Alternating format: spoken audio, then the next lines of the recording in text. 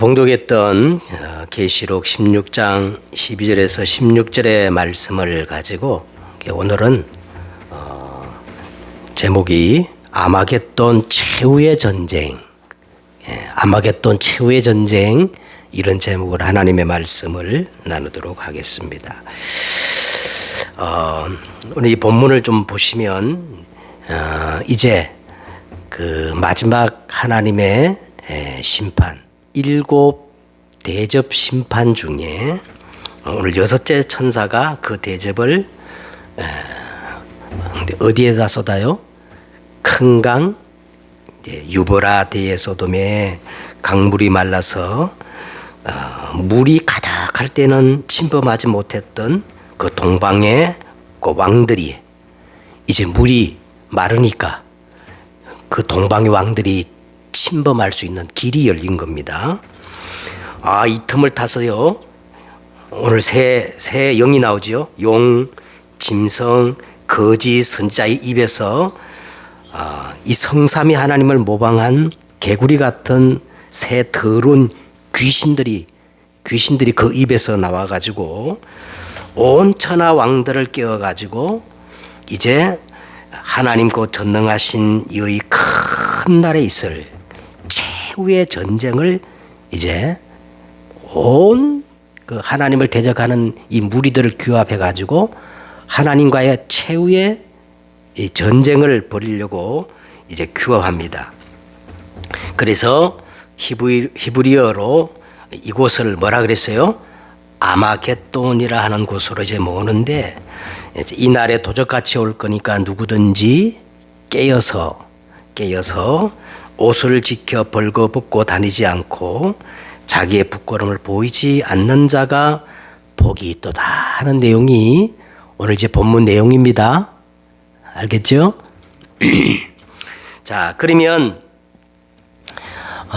대부분 사람들이 이 요한계시록 생각할 때 어렵다, 묵시문학이기 때문에 나 참 너무 어렵다, 그래가 그 약점을 이용해 가지고요, 이단, 말도 안 되는 이단들이 요한계시를 이용해 가지고 막 온갖 사람들을 미혹하는 겁니다.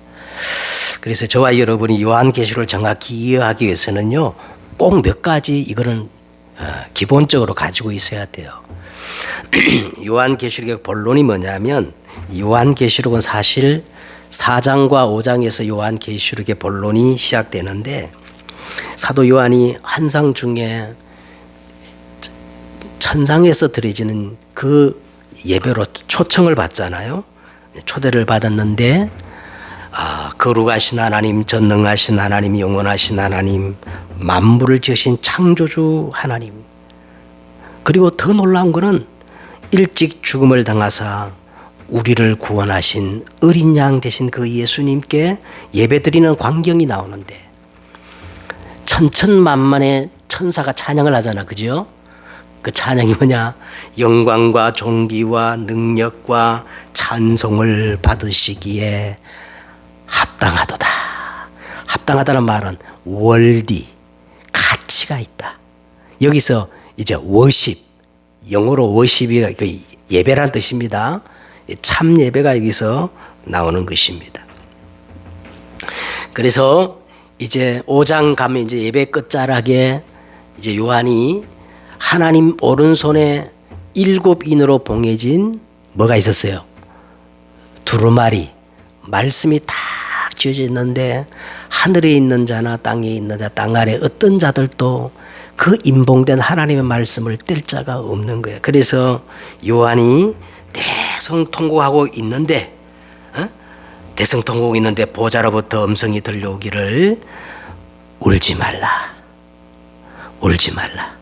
이 모든 말씀을 성취하시고 우리 인생 모든 문제를 해결할 자가 있는데, 그게 누구냐? 유다 뭐라 그랬어요? 유다 지파의 사자, 다윗의 뿌리에서 난 일찍 죽임을 당하신 어린 양 예수 그리스도라는 거예요. 할렐루야.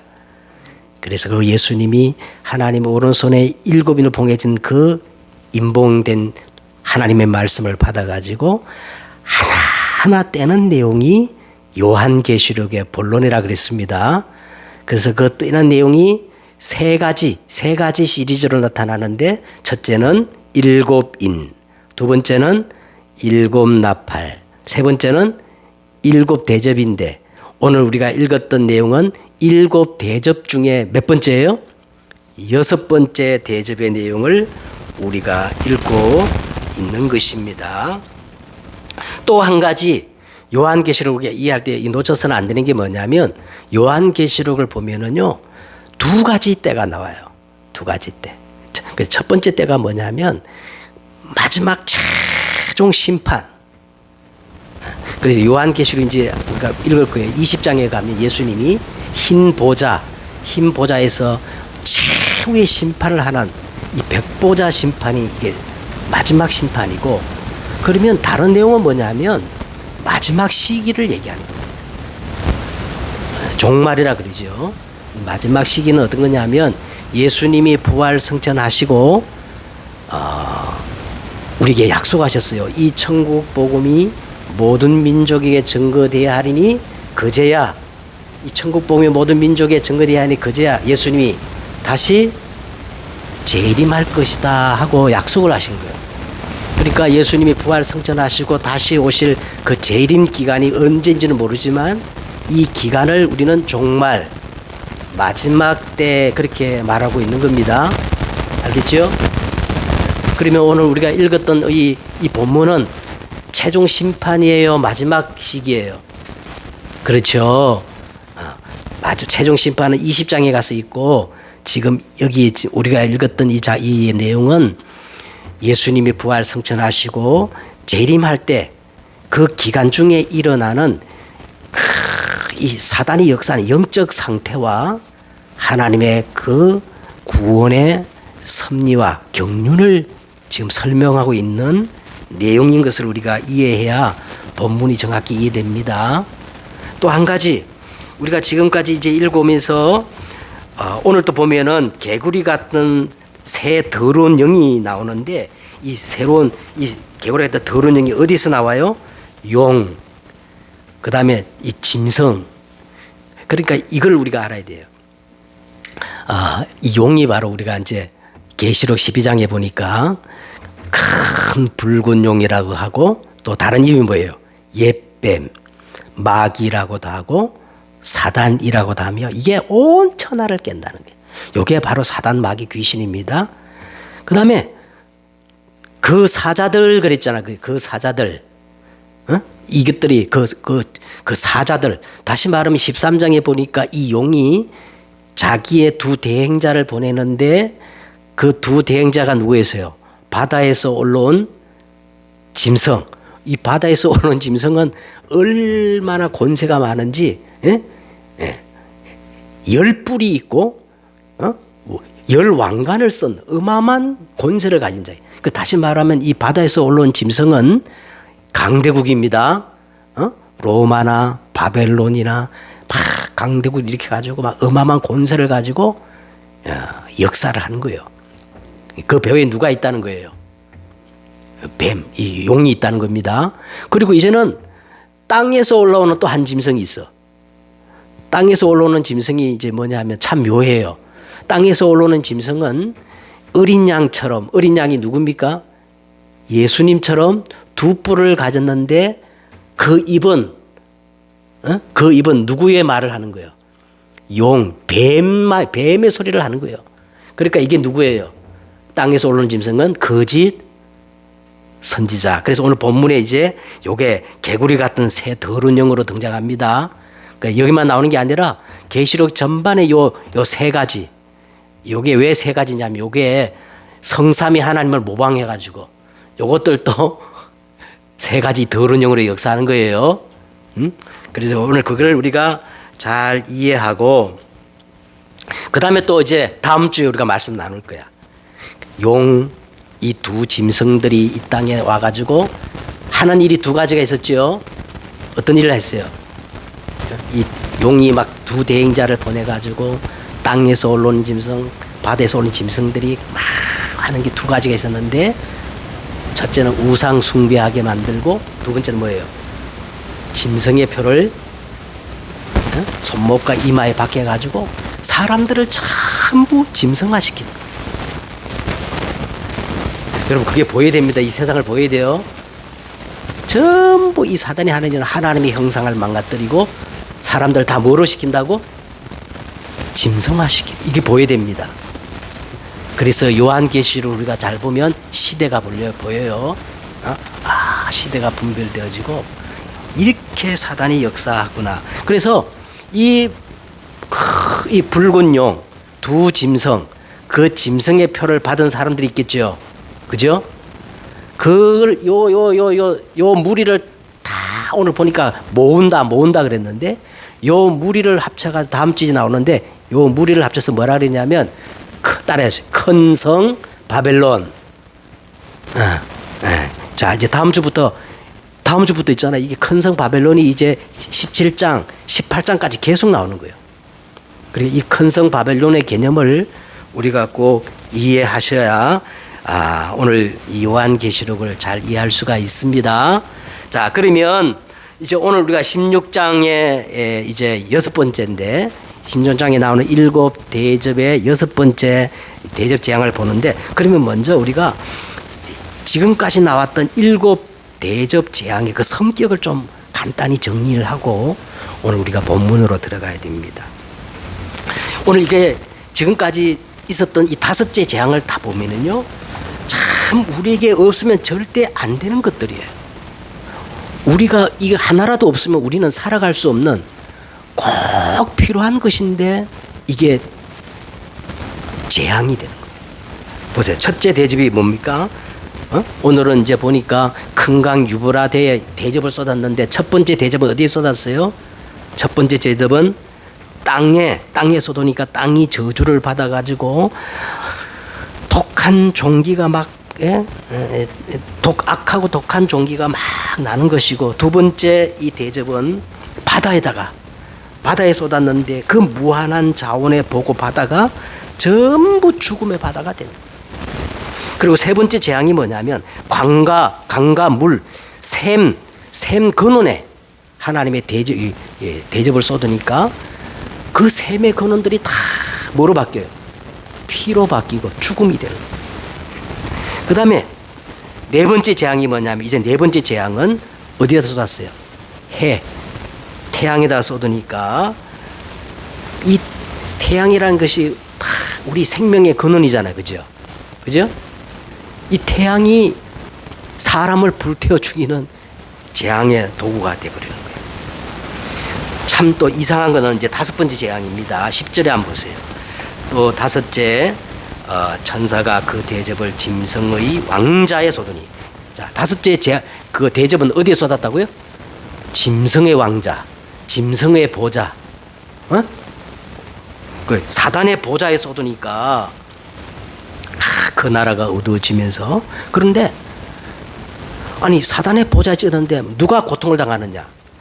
사람들이 아파가지고 자기 혀를 깨물고 아픈 것과 종기로 말미암아 마땅히 사단을 원망해야 되는데 누굴 원망해요? 하나님을 원망하고 하나님을 비방하고 절대 회개하지 않는 거예요. 왜 그럴까? 왜냐하면 여기 나오는 사람들은 이미 무슨표를 받은 사람들이에요. 전부 어린 양의 인을 맞은 사람들이 아니고 누구예요? 짐승의 표를 받아가지고 이 용과 짐승과의 한 운명체가 돼버린 거예요. 여러분, 지옥은 내가 잘못해서 지옥 가는 게 아니고 누구 따라 지옥 가는 거예요? 마귀와 한 운명체이기 때문에 마귀 따라 어디 가요? 심판받고 지옥 가는 거예요. 그래서 제가 좀 왜 우리에게 없어서는 안 될 저 땅과 바다, 샘의 근원, 해가 도리어 재앙이 될까 많이 이렇게 고민하고 묵상하는데 하나님이 깨달음을 주셨어요. 왜 그런 거 하니까, 이거는 뿌리의 문제다. 무슨 문제다고요? 뿌리란 말은 근본이잖아요. 그죠? 근본적 문제다. 제가 왜 이 깨달음이 오느냐면 작년에 막 그렇게 이렇게 하초를 길러가지고 이렇게 났는데 겨울에 그 하초가 다 얼어 죽은 거야. 얼어 죽었어요. 그래서 혹시 살까 하고 막 거기다 물을 주기도 하고 햇볕에 놨는데 뿌리가 죽으니까요. 햇볕이 도리어 독이 되고 물이 도리어 독이 돼. 더 빨리 썩고 더 빨리 죽어버리는 거예요. 무슨 말 알겠죠? 인간의 근본 뿌리가 썩으니까 뿌리가 죽으니까 그렇게도 좋은 옥토가 필요 없고 태양이 필요 없고 에? 무슨 말 알겠죠? 자, 그래서 그들이 다 재앙으로 바뀌는 거예요. 자, 그러면 이런 것들은요, 인간의 문제가 근본의 문제고 뿌리의 문제라는 것은 세상 어디에나 누구도 가르쳐주지 않아요. 오직 성경에서만 인간의 근본 문제를 말씀하고 있는 겁니다. 그래서 오늘 서론적으로 먼저 7 대접의 심판은 우리 인생의 근본 뿌리의 문제다. 자, 그러면 이 뿌리의 문제가 어디에서 시작됐느냐? 성경은 분명히 이렇게 말합니다. 그러나 여호와 하나님이 지으신 들짐승 중에 뱀이 가장 강교하노라. 너희는 너희 아비 마귀에게서 났으니. 자, 이 뿌리의 문제가 어디에 시작되다고요? 너희는 너희 아비 마귀에게서 났으니 너희 아비의 욕심대로 너희도 행하고자 하느니라. 뿌리의 모든 문제의 시작은 누구에게? 사단 마귀에게서 시작된 겁니다. 그래서 이 뿌리를 병들게 하는 게 있어요. 계속 뿌리를 병들게 하는 게 있는데 성경은 죄라고 그럽니다. 뿌리를 병들게 하는 게 뭐라고요? 죄. 모든 사람이 죄를 범하였음에 하나님의 영광에 이르지 못. 성경은 이상하게 우리 난국해수 권사님이 지은 죄라고 이렇게 개인적인 죄를 말하는 게 아니라 뭐라 그랬어요? 모든 사람이 죄를 범했대. 그게 뭐냐?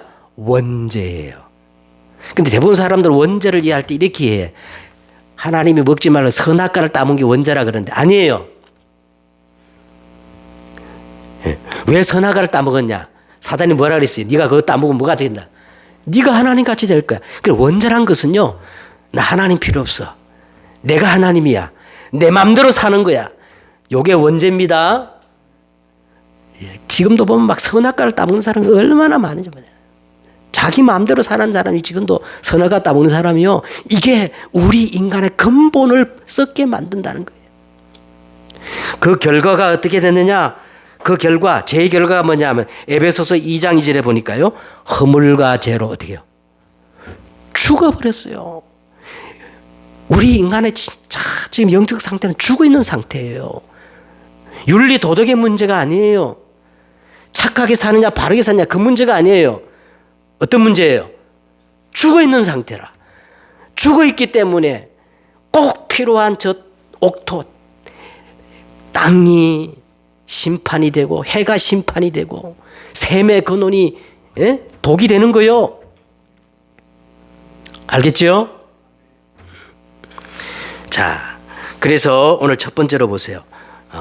첫 번째 오늘 이 6번째 대접을 어디에 쏟았냐면 큰 강 유브라데 강에 쏟았는데 여러분 이 큰 강 유브라데라는 것은요 이 성경 전체를 이렇게 보면은 뭐를 의미하느냐? 큰 강 유브라데는요 인간이 넘으면 안 되는 경계선을 얘기하는 겁니다. 마지노선이라 그러죠, 그죠? 넘으면 절대 안 되는 선이 있단 말이에요. 선. 그 선을 가리켜서 뭐라 그러냐면 큰 강 유브라데 그렇게 말하는 거예요. 자, 그래서 한번 성경적 증거를 대겠습니다. 이 큰 강 유브라데가 가장 먼저 나오는 성경 구절이 창세기 2장 14절에 나오는데 이 큰 강 유브라데가는요 에덴 동산에서 발원되는 강이에요. 하나님이 에덴 동산을 지었잖아, 그죠? 그 에덴 동산에서 4강이 발원되어지는데 그 중에 우리 인류의 문명과 관계된 강이 뭐냐면 유브라데 강입니다. 그래서 이제 우리 인류 역사를 보면은요, 인류 최초의 문명 발상지가 어디냐면 이 유브라 대강, 메소포타미아 문명입니다. 그죠? 에?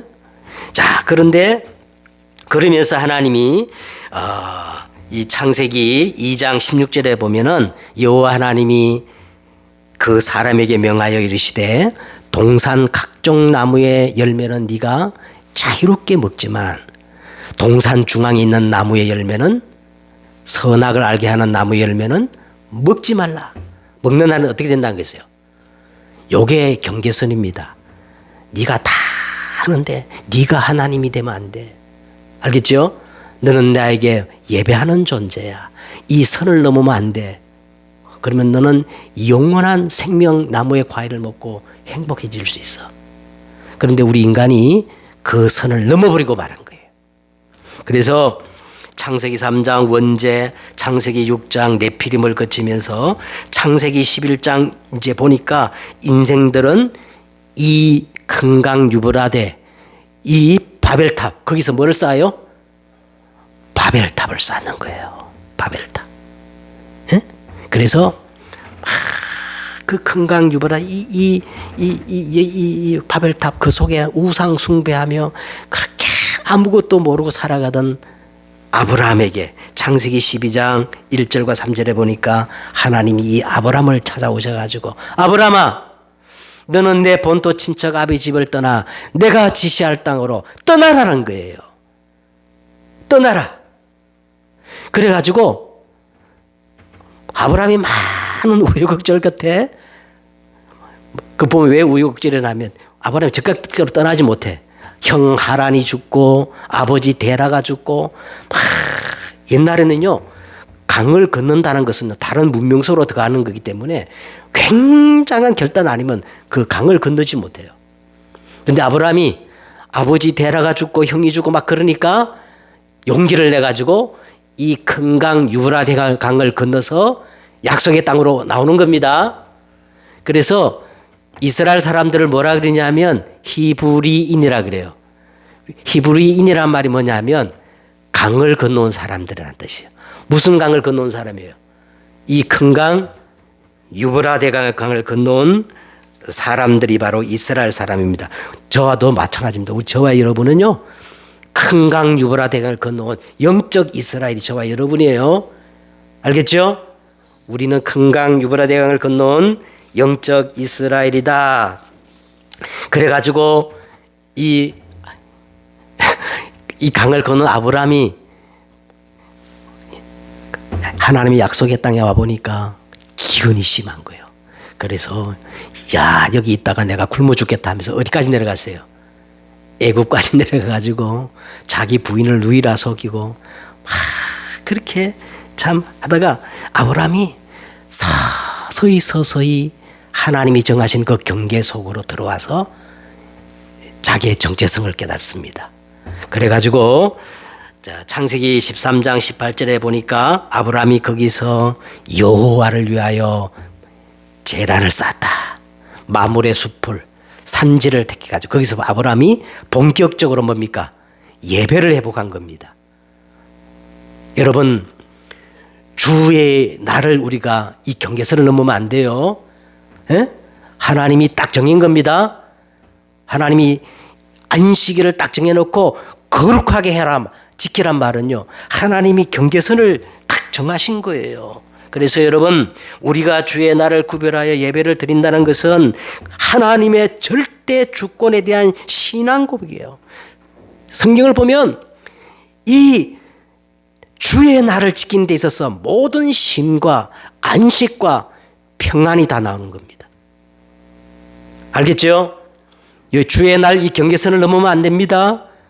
그리고 이제 창세기 14장에 넘어가면 아브라함이 하나님과 언약을 체결한 언약 체결식이 나오는데, 언약을 딱 체결한 하나님이 아브라함을 이렇게 말합니다.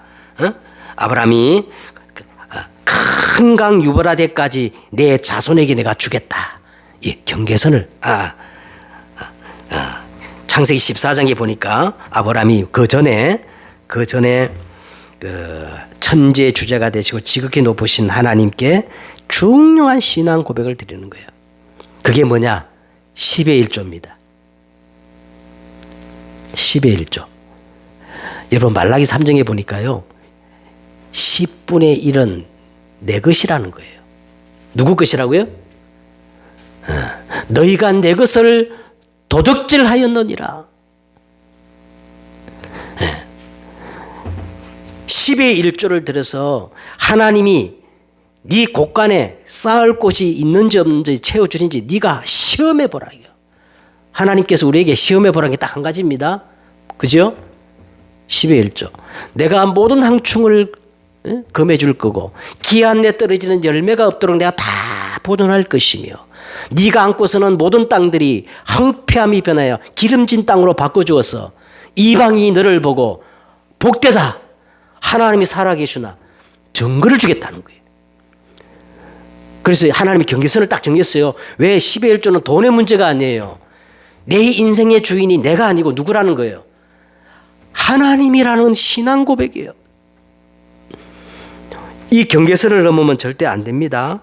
그래서 이제 아버지 15장에 딱 보니까 이 아브라함을 하나님과 영원한 언약을 체결하면서 큰 강 유브라데까지 내 자손이 주노니 하면서 이 경계선을 넘지 말라 그래요. 자, 이때부터 아브라함이요.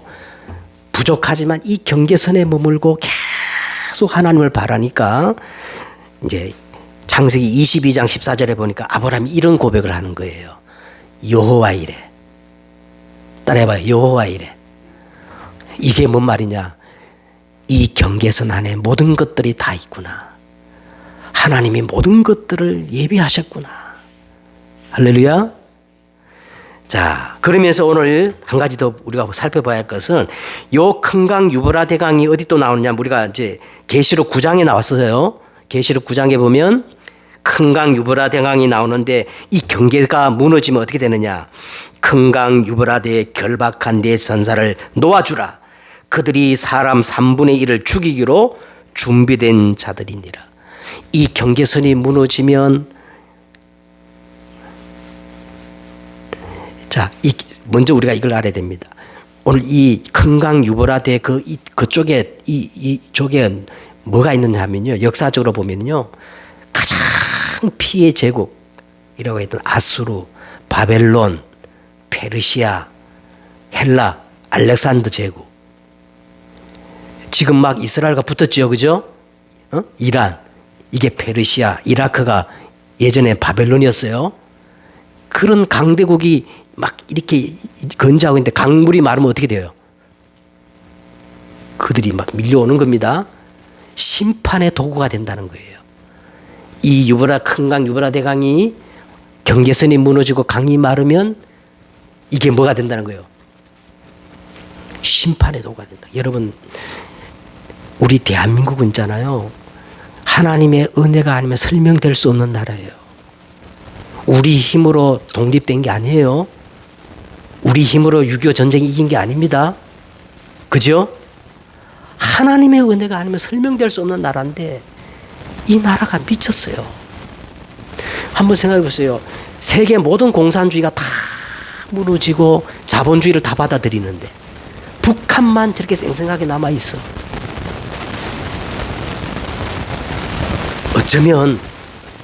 어쩌면 이 민족이 이 경계선을 넘으면 하나님이 심판의 도구로 사용할지 모릅니다. 알겠죠? 기도하셔야 돼요. 네. 자, 그러면 오늘 두 번째 보세요. 이 강물이 말라가지고 동방에서 오는 왕들의 길이 예비되었다 그랬어요. 자, 강물이 마른다는 말이 뭘까요? 이 강물이 마르면 광물이 차고 넘칠 때는 이게 경계선이 돼가지고 그 동방에 있던 그 강대국들을 다 막아줬는데 강물이 마르면 어떻게 되겠어? 무너지니까 다 올라오겠죠. 그럼 이 강물이 마른다는 말이 뭐냐면 이 뜻이에요. 강물이 마른다는 말은 오직의 복음이 없어지거나 힘해지면 재앙이 임한다는 겁니다. 오직의 복음이 무너지고 없어지면 뭐가 임하는 거예요? 여러분, 우리가 매주일마다 와가지고 오직 복음을 듣는다는 거 이거 하나만 가지고도 여러분 생명 걸 가치가 있어요. 한번 여러분 확인해 보세요. 오직 복음이라는 단어가 교회에서 사라졌어요. 다 유사복음이요. 복음은 말하는데 오직 복음을 말하는 교회가 없다니까요. 오직 복음이 희미해지거나 사라지면 뭐가 임한다고요? 이 강물이 마르면 재앙이 임합니다. 우리 새생명교회가 보통 교회가 아니에요.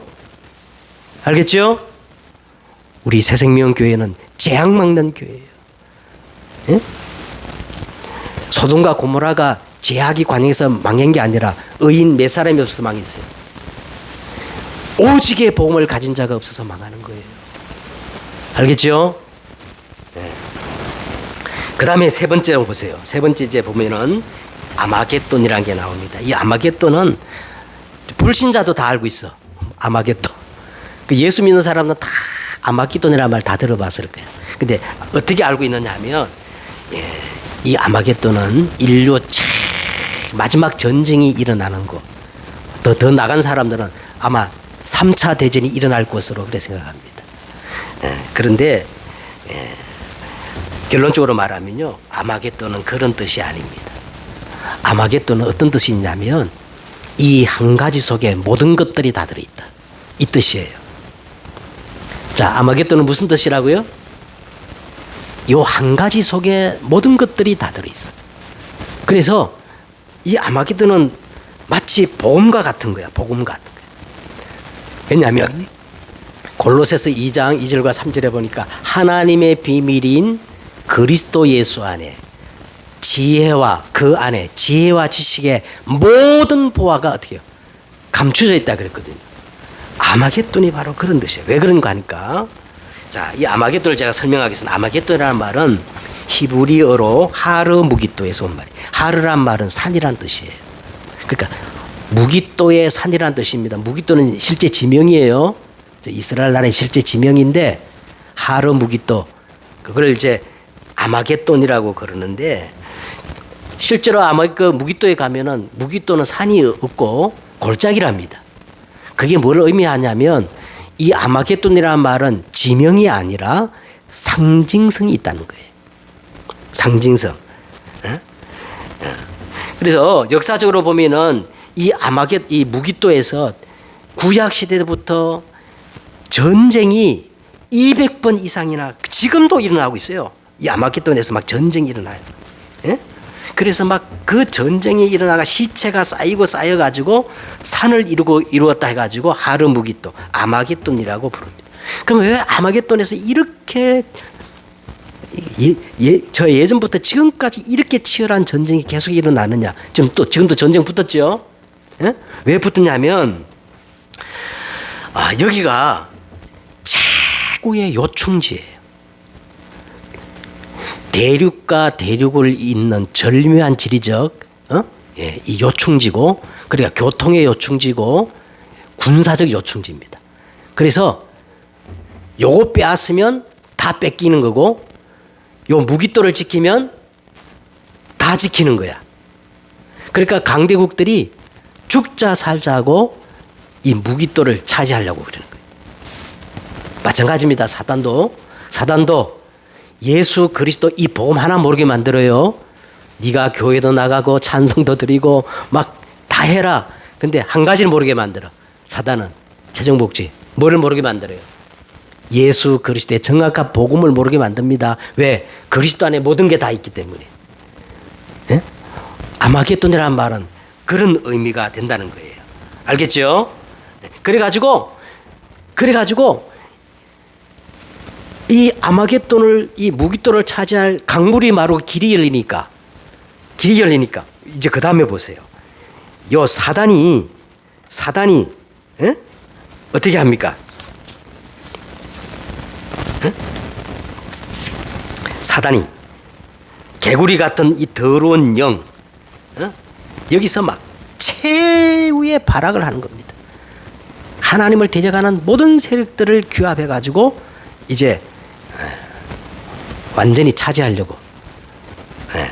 그러니까 사단이 딱 한 가지를 모르게 만듭니다. 누구를 모르게 만들어요? 예수 그리스도를 모르게 만듭니다. 그런데 더 놀라운 건 이 아마겟돈은요. 자, 첫째 아마겟돈은 이 한 가지 중에 모든 것이 들어있는 최고의 요충지다. 그래서 두 번째는 사단이 요거 하나 모르게 만들려고 최후에 발악하는 것이다. 그런데 한 가지 우리가 기억할 것은 오늘 보세요. 14절에 보세요. 14절 보세요. 하나님 곧 전능하신 이의 큰 날에 있을 전쟁을 위하여.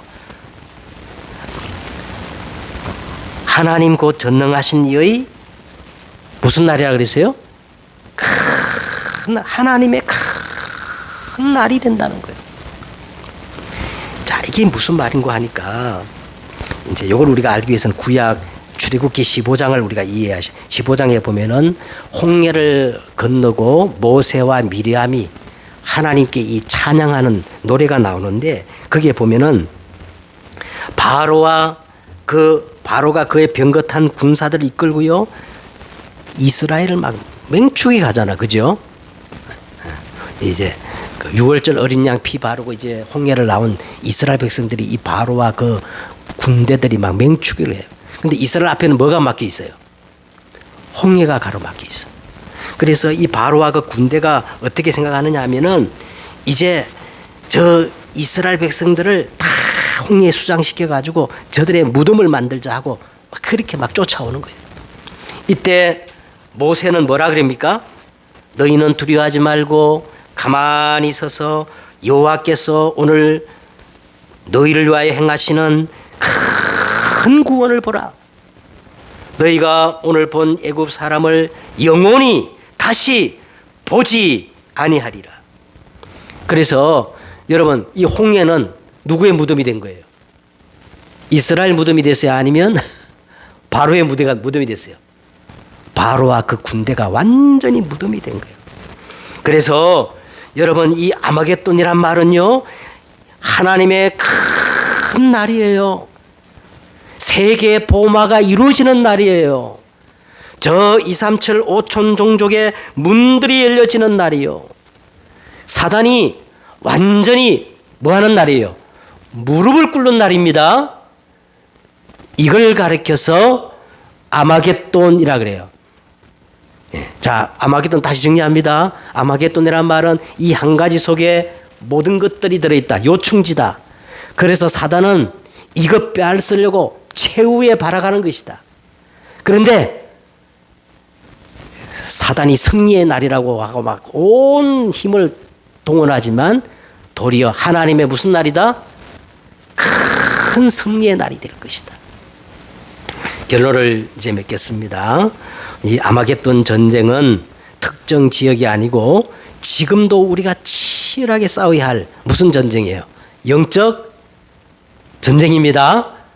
그럼 영적 전쟁에서 이기기 위해서 오늘 본문에 또 다 나왔어요. 첫째 뭐라 그러냐면 15절에 보세요. 보라 내가 도적같이 오리니 누구든지 깨어 그랬어요. 깨어 있어야 됩니다. 여러분 깨어 있으란 말은요 파수망대 자면 안 돼요. 깨어 있으란 말은 우리가 기도를 회복해야 하고 있어요. 기도 24 기도 알겠죠? 기도 안 한 사람 지금 잠자고 있는 겁니다. 잠자고 있는 사람에게 뭐 같이 온다는 거예요? 도적같이 온다. 두 번째 오늘 본문은 뭐라고 그랬냐면 15절 보세요. 자기 옷을 지켜 벌거벗고 다니지 아니하며 자기 부끄러움을 보이지 아니하는 자는 복이 있도다 그랬어요. 다시 말하면 이 옷이란 건 신분과 권세인데 하나님의 뭘 입으라는 거예요? 전신갑주를 입어야 돼요. 구원의 투구, 의의 흉배, 진리의 허리띠 다 설명 나오지요? 이 하나님의 전신갑주 입지 않고는요 안 돼요. 그 다음에 12절에 보세요. 강물이 말라서 동방에서 오는 왕들의 길이 예비되었다. 참 응답의 시간표를 맞추라는 거예요. 참된 응답이 뭐냐? 전도와 선교입니다. 에? 우린 잘 못하지만 거기다 놓고 기도해야 돼. 하나님 우리 새생명교회가 강진구를 살리고 세계 복음하는 교회가 되게 하옵소서. 아멘. 왜냐? 모든 참된 응답은 전도와 선교와 연결되기 때문에, 그래서 하나님 저 동방의 왕들에게 갈 수 있는 문이 길이 열리게 해달라고 그렇게 기도하셔야 돼요. 마지막으로 뭐냐면 온전한 복음입니다. 온전한 복음. 온전한 복음이 뭐냐면 그런 적 이제는 내가 산 것 아니고 오직 내 안에 누가 사는 거예요. 늘 여러분 나를 십자가에 못 박고 내 안에 누가 살게 해야 돼요? 그리스도가 주인이 되어지고 그리스도가 나의 영원한 생명이 되어지고 완전히 그리스도가 나의 절대 왕이 될 수 있도록, 그게 완전한 복음이에요. 그래서 그게 하기 위해서는 날마다 내 것이 없어야 돼요. 나를 부인해야 됩니다. 그래서 아마겟돈 영적 전쟁에 승리하는 여러분 되시기를 주 예수 이름으로 축복드립니다. 기도하겠습니다. 하나님 감사합니다. 오늘 이 시간 말씀이 내게 그대로 회복되어져서 이 아마겟돈 영적 전쟁에 승리하는 저들이 되어지게 하옵소서. 주 예수 그리스도의 이름으로 기도드려 싸움나이다. 아멘.